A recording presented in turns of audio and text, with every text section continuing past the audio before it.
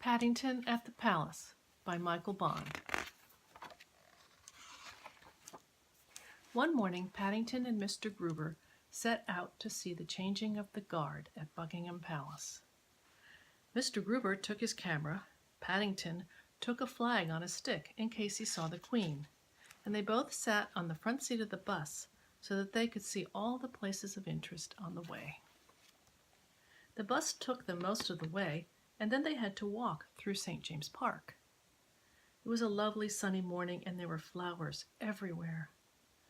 "I think I may pick some for the Queen," said Paddington. "I'm afraid that's against the law," said Mr. Gruber.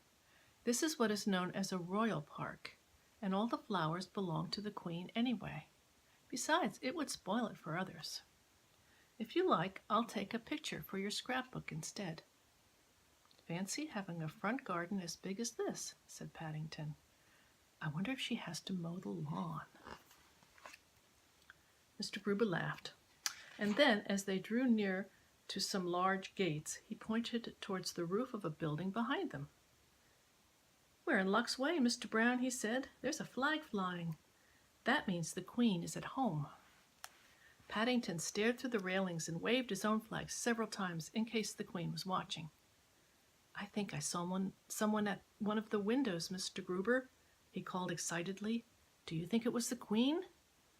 "Who knows?" said Mr. Gruber. Soon afterwards, they heard the sound of a band playing. The music got louder and louder, and there was a lot of shouting and the clump of marching feet. But by then, there were so many people, Paddington couldn't see a thing.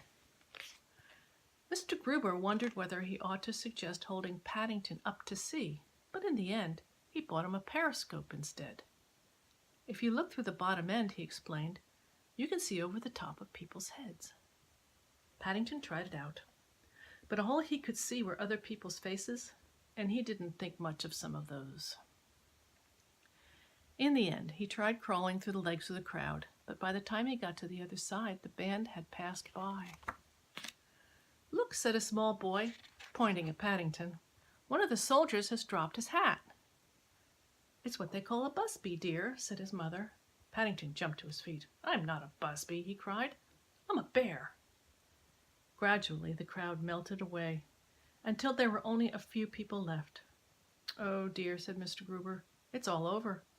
And I didn't even get a picture of you with one of the guardsmen." "I didn't even see them," said Paddington, sadly. Just then a man in a bowler hat said something to a policeman by the gate, and then pointed towards Paddington and Mr. Gruber. The policeman beckoned to them. "I've instructions to invite you inside so that you can take a proper photograph," he called. "You are very honored."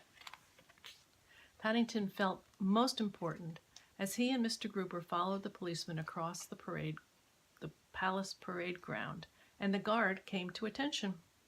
"I think," he said, as he stood to attention while Mr. Gruber took the photograph, "this guard is so good he doesn't need changing." As they left the palace, Paddington stopped by the gates to wave his flag. "Do you think it was the Queen looking out of the window when we first came?" he asked. "It was either the Queen," said Mr. Gruber, "or it was someone who likes bears very much." And he took one last picture for Paddington's scrapbook. "You must mark the window with a cross when you paste it in, just in case." And there's the picture for the scrapbook.